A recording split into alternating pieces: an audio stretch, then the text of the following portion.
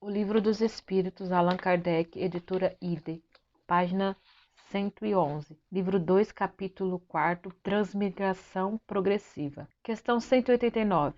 Desde o princípio de sua formação, goza o espírito da plenitude de suas faculdades? Não, porque o espírito como homem tem a sua infância. Em sua origem, os espíritos não têm mais que uma existência instintiva e possuem apenas a consciência de si mesmos e de seus atos. Não é senão pouco a pouco que a inteligência se desenvolve. Questão 190. Qual é o estado da alma em sua primeira encarnação? O estado da infância na existência corpórea. Sua inteligência apenas desabrocha. Ela se ensaia para a vida. Questão 191. As almas dos nossos selvagens são almas em estado de infância? Infância relativa, mas são almas que já progrediram, pois têm paixões.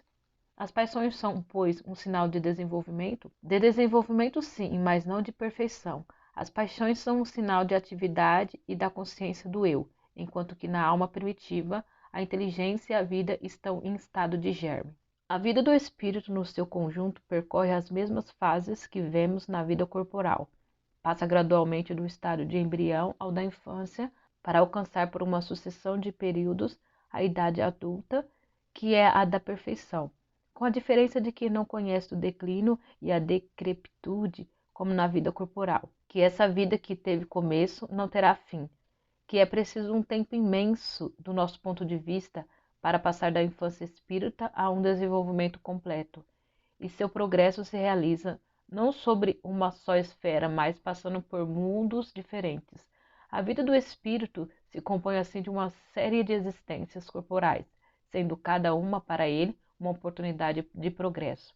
Da mesma forma que cada existência corporal se compõe de uma série de dias, em cada um dos quais o homem adquire um acréscimo de experiências e de instrução. Todavia, da mesma forma que na vida do homem existem dias que não produzem fruto, na vida do espírito há existências corporais sem nenhum resultado, porque ele não a soube aproveitar. Questão 192. Pode-se, desde esta vida, por uma conduta perfeita, superar todos os graus e se tornar espírito puro sem passar pelos graus intermediários? Não, pois o que o homem acredita ser perfeito está longe da perfeição. Há qualidades que lhe são desconhecidas e que não pode compreender. Ele pode ser tão perfeito quanto o permita a sua natureza terrestre, mas isso não é a perfeição absoluta. Uma criança, por precoce que seja, deve passear pela juventude antes de atingir a idade madura. Da mesma forma também, o doente passa pelo estado de convalescença antes de recuperar toda a saúde. Aliás, o espírito deve alcançar em ciência e em moralidade. Se ele não progride senão num sentido, é necessário que progrida também no outro para alcançar o alto da escala. Todavia, quanto mais o homem avança na sua vida atual, menos as provas seguintes são longas e penosas. Pode o homem ao menos assegurar nesta vida uma existência futura menos cheia de amarguras? Sim, sem dúvida. Pode abreviar a extensão e as dificuldades do caminho. Só o negligente se encontra sempre na mesma situação. Questão 193. Um homem em suas novas existências pode descer mais baixo que na atual? Como posição social, sim, como espírito, não. Questão 194. A alma de um homem de bem pode, numa nova encarnação, animar o corpo de um homem perverso?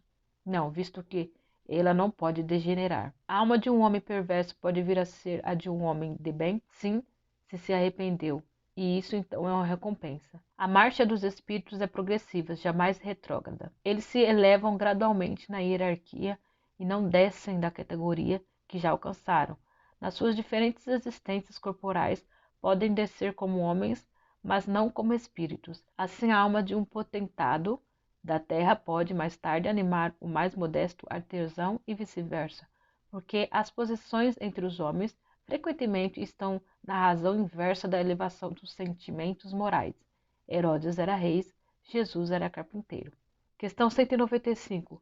A possibilidade de melhorar-se numa outra existência não pode conduzir certas pessoas a perseverarem no mau caminho com a ideia de que poderão sempre corrigir-se mais tarde? Aquele que pensa assim não crê em nada e a ideia de um castigo eterno não o deteria mais, porque a sua razão a repele e essa ideia conduz à incredulidade sobre todas as coisas.